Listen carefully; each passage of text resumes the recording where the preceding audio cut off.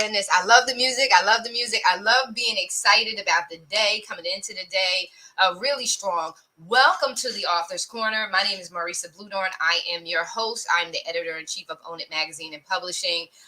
And Own It Magazine and Publishing has published, I don't even know how many books, and made them #1 bestsellers. So we're so proud of that. We're honoring our 5 years of being in business and serving our subscribers, and we're really excited about today.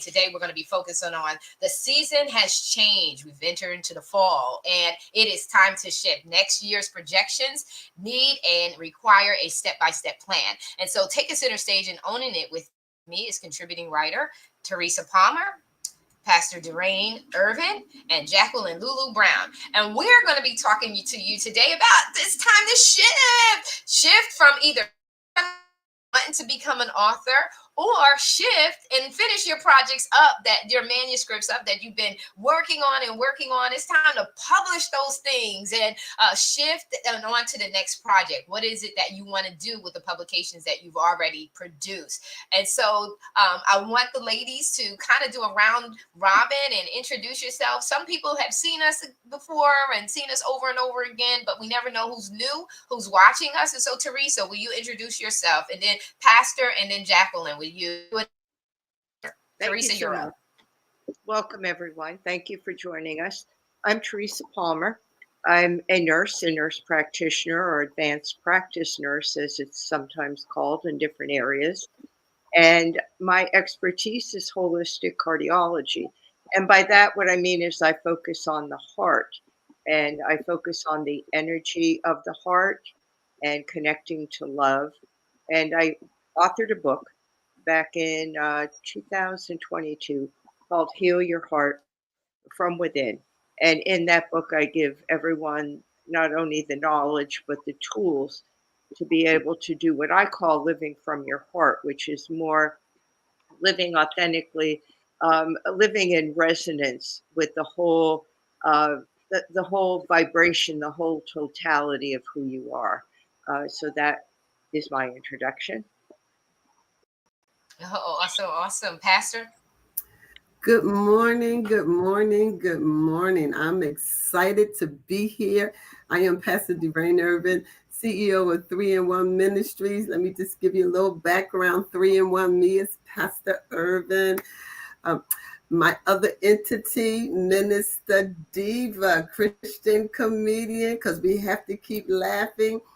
Sometimes life gets you down, but a little laugh kind of builds you up, lightens the mood. And then I'm also a John Maxwell certified speaker, trainer, and coach. When I was 62, can you believe that 62, God birthed the author in me? You are never too old for God to use the gifts that are in you. Some of you have books inside of you that are just waiting to come out. If I could do it at 62, you can do it too. My book is I Am Royalty. I am who God says I am. Come on, somebody. And that's the shift we need in our lives. We have got to believe, and I'm talking to the queens. I know we got some kings out there, but I'm talking to the queens because we've been through some things. We are royalty, and we are everything that the Word of God says that we are. So I'm excited to be here, and thank you for having me. We're excited you're here. Okay, and I am Jacqueline Lulu Brown. I'm fondly known as Lulu, and there's a reason for that. But my mission is really to guide women on this transformative journey to unlock the power within themselves. Because true liberation starts in our mind first. Now, as a pastor, CEO, international leadership consultant, and we're here with authors, best-selling author, I help women break from those societal chains and really ascend to their next dimension, purpose, and embody that divine potential. So through books such as Radical Ascension to the Next Dimension and My Unshackled Mind, I help to empower women to dismantle those limitations. And much like Pastor, I'm really speaking not to disregard men, but I'm really speaking to the women that we really have to rise into that authentic, unapologetic leadership because together we're creating a new narrative, one where women lead boldly, live freely, embrace the infinite possibilities that are just waiting for us. Most importantly, unmasking our voice. Oh my God. Listen, I'm writing because I told you I I am a big note taker. I believe that learning and information transferred completely and taking ownership of the knowledge that you just received really occurs when we actually transpose it into our own language, right? So we take it, comprehend it, and we know. So so I'm like, ask God, and listen, when you're listening to a speaker, when you're listening to new information, you're processing it. You should always have a pad and a notebook. Especially when you're a philosopher. So, writers, you are philosophers. You're great thinkers, you're deep thinkers. When you are looking at the world around you and you're processing, you're assessing it, you're evaluating it, you're looking at it for wonders to get a deeper understanding, or you want to know, is it relatable to you or could it be relatable to someone else? Mhm. I believe that it's so important that we take notes. I see people show up to different meetings and they don't have a notepad and pen. There's a pen. I got a notepad. I got a notebook. I am grabbing something so that I can write and that I see that I can learn because and what I got with when and you talked about the mind. This is what I got. And this is just it. This is what happens. But you have to self-regulate. I was sharing with you guys backstage in regards to one of my author clients who is getting ready to publish her book, and she's like, Marisa, I'm getting so much revelation. We're at the point where we're ready to pass it on to the writing coach, so to speak, so the writing coach can actually read the material, then go over it for feedback of flow and the content.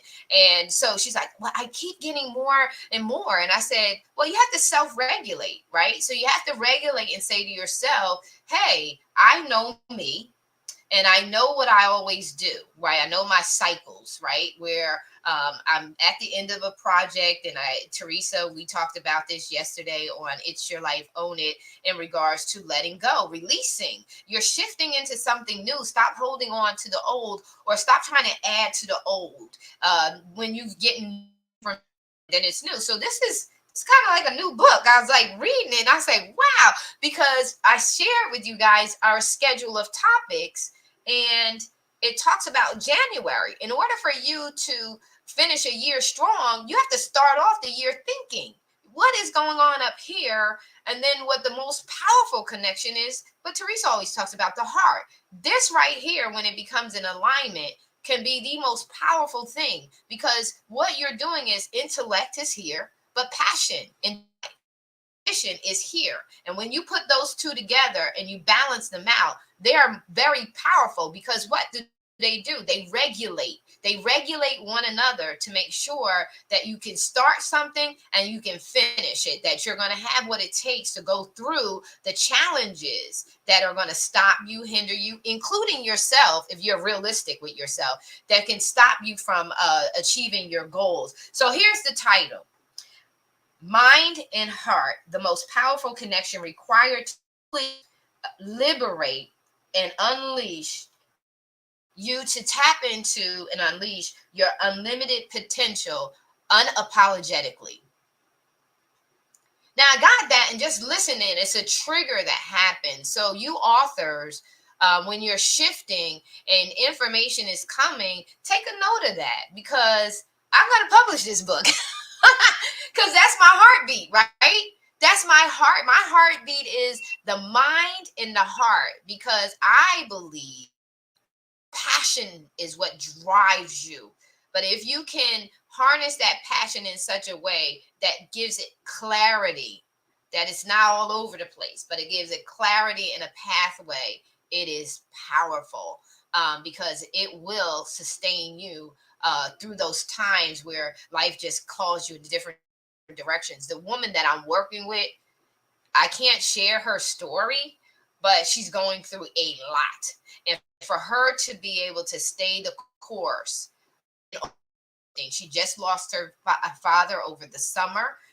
She could easily say to me, Marisa, everything is going haywire in my life, and I'm not going to be able to finish this project. But she's forging through all of those challenges with a positive attitude. You guys know me, there's a huge demand on my time and my attention. And this young lady, through it all, me having to do different projects along the way, has kept the course and kept an attitude of gratitude, in and things like that. And that's so important when we're looking at that for new. She's a new author. And she's excited about the project. I want to shift over and say, because it is a lot when we go through this a lot. We see everything that goes on in the background. Most people just see the published work. They see the book. Oh wow, that was great, it's so wonderful. But they don't see how your hair's all messed up and all over place. They don't see your notes all over the place, and you're like, I'm disorganized, whatever. They don't see the guts behind the story. They just see the glorious finish, right?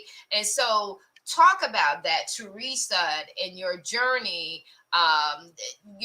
Keeping within the topic, that's a part of life. Season shifting, things changing. The loss of a loved one is a season, right? Because it's a season of mourning, is a season of, but yet we still have these things that we want to accomplish in life. Thoughts, Teresa? Okay, thank you. Uh, Being an author is a challenging but so rewarding task, because a lot of times what we don't realize is it's not about us. We could have a story, but it's taking that story and it's giving people a method, instruction, a way to overcome something. And that's where we get our readership. Everything doesn't appeal to everybody. And unless you're a famous celebrity, no one really is interested in your own personal story, but it's your personal story of how you help others. And I hope that's making sense to people. So I've been a nurse practitioner for over 30 years. I started out in the traditional Western medicine.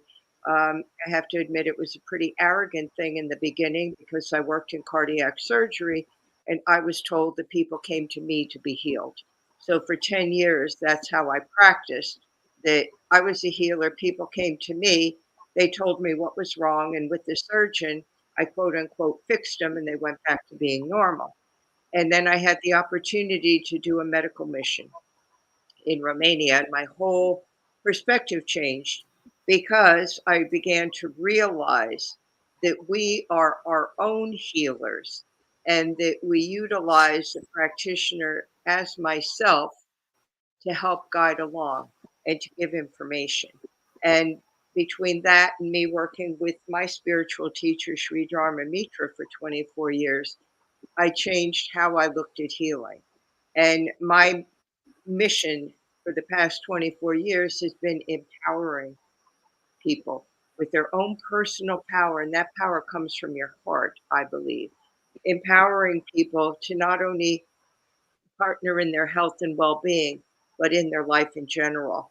So the book I wrote came out of what I've been teaching my patients for 24 years.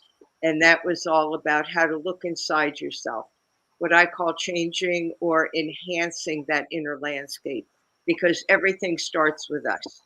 It doesn't start outside us. We may have to do things outside us, such as medication, supplements, sleep, diet, exercise, all those things, but they can only work when the inside of us is balanced. It's like a car. It could look beautiful on the outside if you keep waxing it, but you don't tend to the engine, the car is going to fail. And it's the same Yeah, I thing. definitely. Yeah, it's the same thing with us. So we look inside ourselves for the answers, and we could only do that by spending time with ourselves, spending quiet time, whether it be a walk in nature, whether it be meditation, whether it be dance, whether it be exercise, but being present in the moment. So that's really our challenge. And as an author, it's a challenge that in order to write a clear message, we have to be present. We can't be thinking, oh, should I write this book for these people? Should I write the book for this, for that? It's really your message, and then that message finds its audience. Yeah, I love it. I love how you talked about when we're writing this, we're writing a method, right? Um, there are ways that we know ourselves, like sitting quiet enough to just look at your own routine, right? Like, what is your routine? What's your pattern of behavior? What do you do when you first get up in the morning? When you're feeling down, what do you specifically do to bring yourself back up? That's an approach and a methodology. And most people don't even realize that they do have a daily regimen of, activities, attitudes, behavioral response on to certain things. Case in point, I'll say this, and folks may say, "Oh my goodness, she's crazy." But one thing my mom taught me to do, and I think I shared this on a show before, was that when I was in labor, she said, "Marisa, relax, because when you relax, it lessens the intensity of the pain." And that seems opposite, right? But it's true, because what's happening when you're in labor is normal. It's a part of the process. When you cringe up, you are interrupting the process. But when you relax and allow the process to take place, it did lessen the intensity. I use that mindset, because you have to tell your mind that this is what it should be doing, so that your body follows that behavior, and explain to your body why you're doing that. And when your body really understands that, it actually responds, because now it's operating in conjunction and moving process is actually happening. And so I use that methodology to everything else, right? So instead of getting anxious or getting, nervous about stuff, I relax myself. Even when you're in, let's say, a pool or you're in the water, you need to relax if someone's coming to save you, right? So if the lifesaver is coming off of the tower to come and save you, you gotta even in the midst of the crisis, you have to teach yourself crisis management. You have to teach yourself critical thinking, and say, hey, I got to help this person, because if you're splattering all over the place, you're hitting the very thing that's coming to save you. So I learned that. So in our writings, that time of really becoming self-aware and knowing what the different things that we do mentally, so that they get us the results on the different things that we do in regards to triggers. Like you said, we cannot control the outside environment, but we can control ourselves, and we can learn how to navigate inside that outside environment without becoming a part of it or being subject to it. And that takes skill, but it takes you sitting and being still enough to know what it is that you do, whether it's consciously or subconsciously, to respond to get the results that you want. And those what it is that you're naturally doing, and you can put that in a way, you can articulate that in a way that it becomes a formula of transformation for the reader. Then you are teaching them how you helped yourself. And so that in the writing is so important for us to take that time. And that means that we have to be conscious.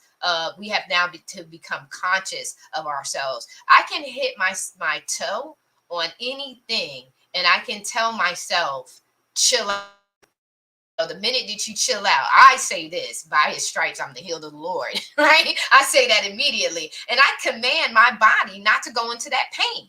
I command my body not to go into that pain. And within a matter of a few seconds, it stops. And I'm going to tell you, that's what hitting your, now more serious stuff. Yeah, you need to have medical attention. But what I'm saying to you is the power of the mind over the body, the power of the mind to understand oneself. And when you command yourself in a level of authority, is so important. So resilience, and when you are an author and you're writing, you're teaching people resilience, and we need that so much today, because so many people are in identity crisis and in mental health, and some of it is at the surface where it can be fixed with just knowing thyself. Some of this can be remedied by just taking the time to shut out. My youngest daughter, and I hope she doesn't mind, back to a flip phone. She said, Mommy, the smartphone is too much. It's too much distraction. My daughter's 32 years old, and she's recognizing that, hey, I know how to take control back over my life. And the one thing I'm going to do is eliminate the noise, right? Because my kids didn't grow up in a crazy, hectic household where, oh, there's chaos. And, we didn't grow up in that. You hear? I'm going to be still. You hear the quietness in my home?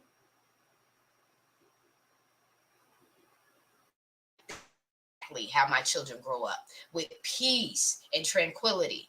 And so, when we teach, those things and what we write, when we share, you're right, Teresa, it is not about ourselves. We are sharing to inspire, to educate, to give a different perspective, a perspective that maybe someone can resonate so much so that they can come out of that dry place, or that Lodabar place, that low place.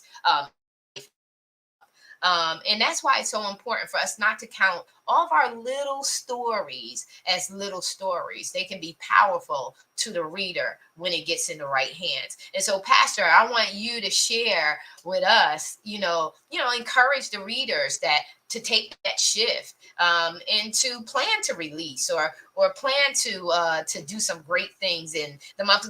I heard today on the news, we got 10 Fridays before Christmas, or 10 Fridays before the end of the 10 Fridays. Can you believe that? This is how fast this thing is going to wrap up. That's why we got to shift. We can't stay in the same place. All I can say is amen. That was certainly encouraging. Yes, as we are going through the end of this year and we have these 10 weeks, we have to shift. We may not have started 2024 strong. I know I didn't. I started 2024 and a lot of mental and emotional heartache. In September of 2023, I lost my brother. 2 weeks later, my mother had a stroke. I lost my mother January 4th, preparing for her homegoing service with my best friend from Philly, because we had 2 services, one in Virginia and one in South Philly, which is where we're from. My best friend passed away 2 days before that. So I lost 3 significant people in my life in a short amount of time. I certainly could and definitely deserve to lose my mind and walk in depression. I said, oh no, that's not my story. So I definitely had to come into his presence to allow God to heal me, and declared I was healed of that heartache, and that heartache was not going to shape my life. And what that heartache did was allow me to write more, not for myself. We are blessed to be a blessing. So the gifts that we have, it don't do no good if I keep my gift to myself. But when I give it to somebody else, I phrase it this way. I want to encourage a sister who is walking in my stilettos. She has walked that walk at this point in time that I've already walked. So my encouragement to her, whether it's in the book, which I got a couple of volumes coming out, I literally wrote my own story, because I've been through some things that can encourage other women. And that is what it's all about. Encouraging someone who is now walking in your stilettos, and ask them, how did you get out those stilettos to now you're walking into your Air Jordans and feel comfortable and confident in that? I can take those stilettos off and bring myself down to the ground and still feel like the whole woman. Still feel like the queen I am. Straighten my crown up a little bit if it gets a little crooked and strut my stuff. My book. And I wrote it because God showed me that through COVID, some women were already struggling. COVID took us into a dark emotional hole. The purpose of my book is to help women get out of that hole and to know that they are royalty and they are everything that God says that we can be. But it is a heart thing. I love what Teresa said about the heart. The word of God tells us what a man thinketh in his heart, so is he. If you can get that heart right, that mind and everything else is going to follow. I heard it said that the most powerful 17 inches is in the world is between your head and your heart, because that's where so many decisions are made. And if we could get our heart right, excuse me, our head will follow. And my word, and I put it in my book, we'll be some bad mama jammas. And we'll be able to be a blessing. As y'all see, I flipped the script between the Bible and Karen's language, because that's who we are. And the women that I speak to, they recognize my language. I can't be up here using the these and the thous and the 25-cent words. I'm very real. And God told me to speak in a manner that even children can understand, because we got some young girls. We need to mold them so they don't go through the challenges that we went through. We got to get that foundation right. I am working on my doctorate, and my project is to create a children's ministry so that foundation is firm. If we get that foundation right, it's just like that building that's built on a good foundation. We saw some buildings in the storms of the hurricanes. They're in good shape. They were high enough off the ground, and because they built it in a certain manner, they were sustained. That's what we have to do for our young girls, and that's what I'm doing with my children's ministry. I'm excited to be able to pour into women. No discount to the men. I love the men. You are our kings, and our little boys are our princes. But we know who really leads the household, women. If mama's happy, everybody's happy. And we have some powerful single women who we need to encourage, because they're raising up our next generation. I don't believe that if you come from a single parent home, you can't have this, you can't have, because I came from a single parent home. And I know what my mother instilled in me. And so my desire is not only to instill that into my children, into our generations, but to instill that in other generations. So then it just permeates throughout the world. And so I'm excited about that. Okay, I'm going to jump in. You know, I enjoyed everything that you said, Pastor and Teresa. And I'm going to just say that one of the things that we can do so that we're able to make this impact is not have fear of being vulnerable. When we are expressing ourselves, whether it's a book or whatever it is, it could be a talk, but many times we hold back to avoid exploring a more personal, emotional, or sometimes controversial topics due to fear of judgment or vulnerability. But we can't be afraid of that, because this can limit the authenticity and the depth of our writing. I know that from experience. The first anthology that I was in, I was instructed by the Holy Spirit to write a specific chapter. I ignored and I wrote what I wanted to write. And when I wrote it, because that was kind of the easy thing to do. And when I came to the point of saying, is this really going to serve the people that are going to read this book? And I went back to the person that was heading up the project, and I told her, I said, I need to be honest with you. I said, that's not what I was supposed to write. I wrote the first time Surviving Chosen, and that was from a faith based perspective. That's not what I was told to write. I was told to write about coming from behind the mask and how God sees the mask that we wear. I had to say it's okay to be vulnerable. It's okay to put those things in there, your personal story, your very raw experiences. And I'm not saying you can tell everything, but what you are led to share that is going to make an impact on somebody. And so I would say allow anyone that is writing or teaching or speaking, allow yourself to do that with more emotional honesty, deeper truths. And don't be afraid to share those things and how you came through them, because now you're going to make a more profound impact, and you're actually going to make a difference in the lives of others that you probably never even dreamed of. Because believe it or not, we're not the only one that has been through something. There are other people out there that are going through things, and we want to make sure that we are sharing that. So I just want to, make sure that we understand that it's okay to be vulnerable. It's okay to be honest, and there is no condemnation. So, That was and so powerful. If I can just add, well, God must have jumped from you and jumped on me, yes, because that was my piece for the anthology. It is raw. It yes, is stuff that my family have never heard before. So when they read it, they're going to go, girl, you ain't telling nobody you were going through that. I wasn't supposed to, because God said he was going to take me through it. I didn't need to tell anybody. Uh, I didn't call names, but anybody who reads it will be able to know who I'm talking about. And, we've been talking about Lodabar.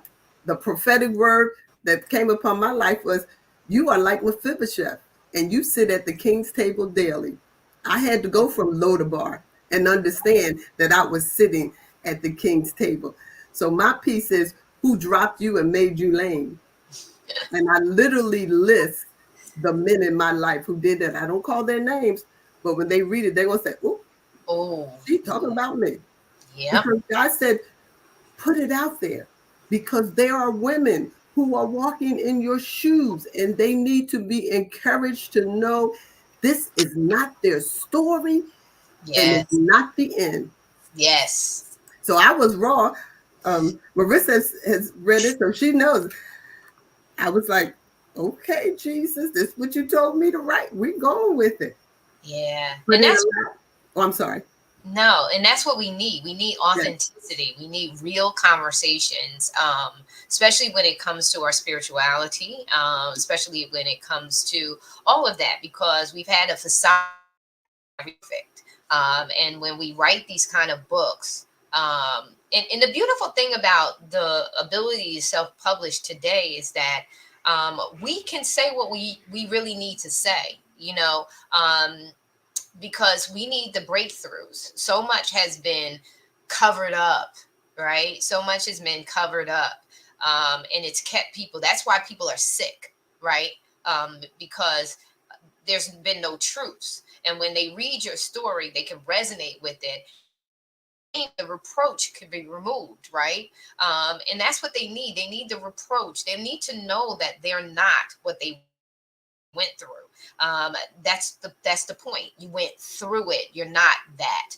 And so, yeah, keeping it raw and keeping it real is what we really need to start doing, and having the ability to self-publish. I have all respect to publishing houses, because they do create a standard of excellence by which you can, that the quality your book and its marketability is there. But at the same token, there are, just like we're not doing TEDx, we're doing Own It X. It's because there is a regulation that's put on. You're leashed to some degree when you go with a publishing house. When you self-publish, now you have the ability to say what's truly on your heart, and you can be raw and real. You're not being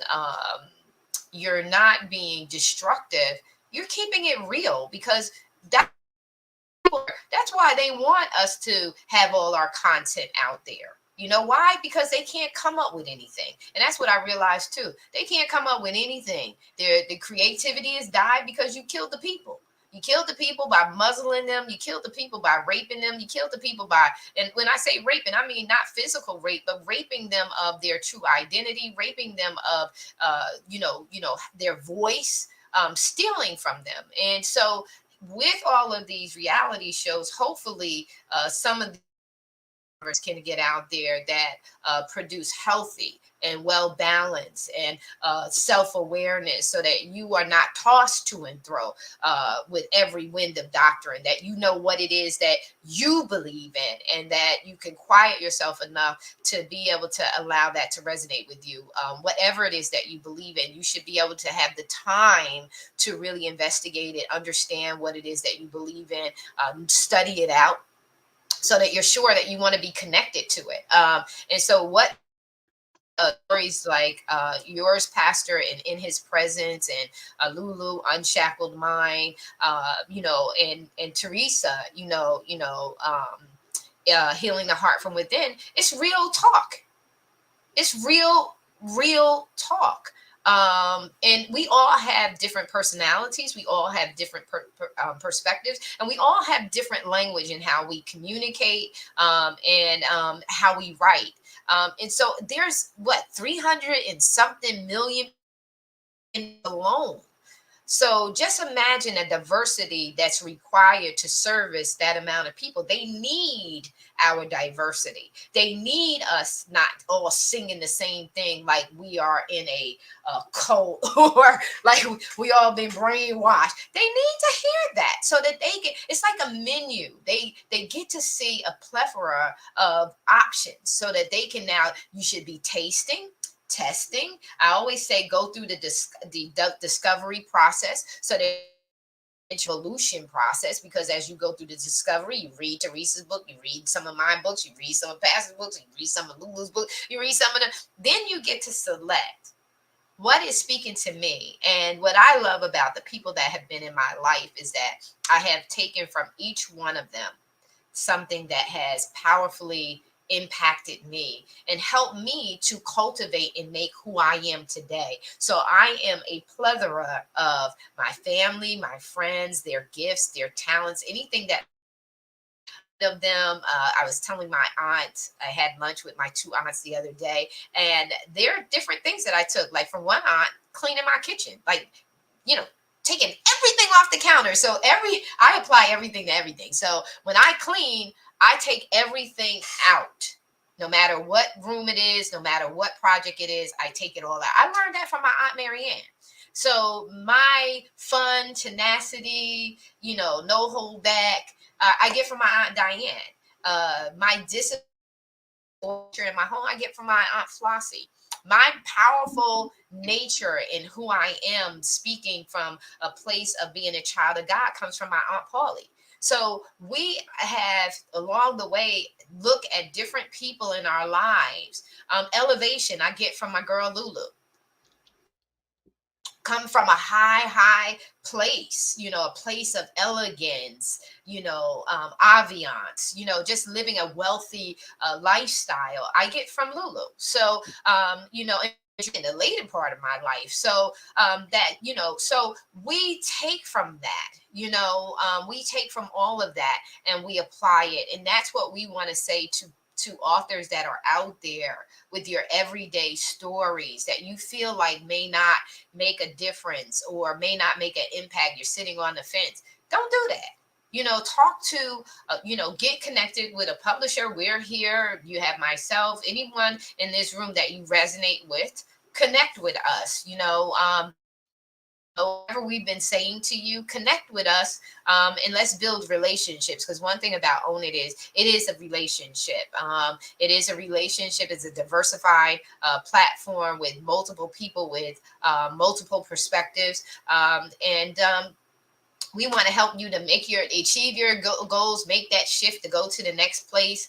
We want to help you do that because it's all about freeing one. What was that saying that each one teach one, each one release one, and each one build one another up. I know I'm missing something out of that because they all rhyme, but you get the point. If we help each other, we get to the finish line. Teamwork does make the dream work. As you can see, you experienced a power outage here. We had a power outage. With power outages here in the Dominican Republic, the power is like a light switch. It's the weirdest thing. You have to get accustomed to it, but it's like the power went off, but it came right. Unfortunately, with a computer, your computer has to power up. So it was the computer that took all the time to come back up. But it's okay because technology, we're professionals. The technology always happens, and that's okay. You guys flowed with it. You kept going. Appreciate you for that. But we're going to have our closing remarks. And so, Teresa, I want you to say whatever it's been that you know, during the show, because I know we're always thinking. As each one is talking, we're always thinking about, well, what did they say? And how do I feel about what they said? So, Teresa, what's on your heart? We already are over on our time, but share with your heart quickly. Pastor, you're up, and then Lulu, you close us out. Yeah, I would say for any author, I think it's, a lot of it's true what you said, but I think we also have to be disciplined enough not to get into the chaos. And if you look at the world right now, there's a lot of chaos. And I always tell people, my clients, to be the eye of the storm, which means that you're in that center, everything is swirling around you. But the center of the storm, the eye, is where it's the calmest. So I think we need to focus too on that when we're writing, that we could use discretion with what we're writing. Because it is true with self publishing, basically, you could publish whatever you want.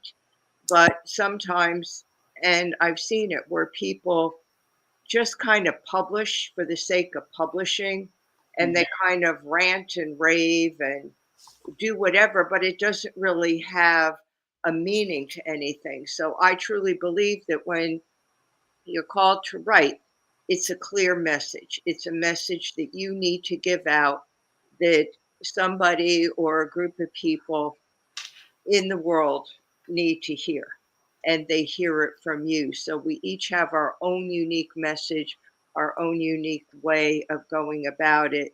But again, I would definitely tell people, don't just for the sake of publishing because you can. And nowadays, even with AI, anything is possible. I would tell them to use discretion, to really go inside yourself and ask yourself, why are you called to write this? And what is that message that you want to give to people? And how can you deliver it in a way that isn't, may not be offensive?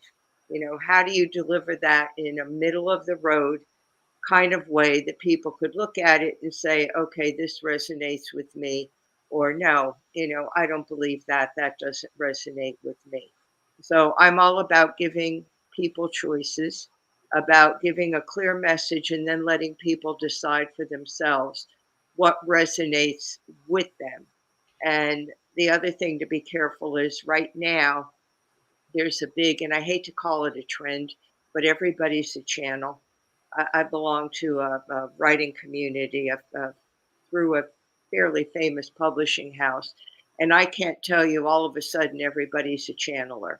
They're called to write this book because this deity or this goddess or this whatever guide is telling them to write it.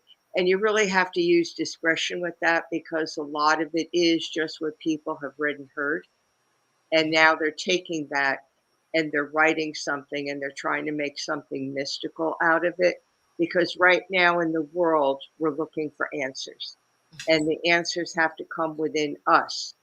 They come from us, they don't come from the outside. So I would just caution people about that. You want to call it a fad or whatever, that all of a sudden there's all these channeled writings and people that are supposed to be guiding other people to the truth. So just use discretion. Yeah, and that's exactly what I said about studying, right? You need to study out what it is that you're going to use as a belief system. You need to study that thing out. You need to test it. And in things spiritually and don't realize that whether you understand that or not, it's coming. It's coming for you. So you better be careful what you're toying with. Pastor, you're up. Yes, what I would say is to anyone that's thinking about publishing, be sincere, Mhm. because there is an accountability that comes with everything that we write, everything that we say. We write to inform and to influence. And we look at the four amazing authors that are here. We come from different avenues, but we all had one thing in common, and that was healing. Whether it was healing physical, healing the emotional, healing the mental, or healing the social. It's all about healing and making people, giving people the information or the knowledge so they can live their best life. It is to inform and to influence. And when we come from that standpoint, we should be doing what we know we've been called to do and tell the story, but tell Yes, it truthfully and with integrity. yes, yes, Thank you. yes, All righty. Uh, Parting words. I would say allow yourself time for reflection and personal growth. Writing without time for reflection, it really can lead to the author's work being on a surface level. We've been talking a little bit about authenticity. And when we are not taking time for reflection and personal growth, it also can limit the depth and the quality of our stories and the messages that we're trying to convey.